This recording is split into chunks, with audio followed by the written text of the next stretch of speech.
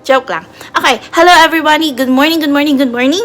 So today, gagawin nating recipe is a healthier version ng ating Arrozcaldo from the Philippines. So, kung napanood niyo po yung una kong video tungkol sa mga kung paano gagawing healthy ang Filipino food. Bakit naging F lahat? Filipino food. Okay, ang arte lang. Okay, anyway, balik tayo sa ating recipe. Ang recipe natin today is Arrozcaldo. Pero paano natin siya gagawing healthy?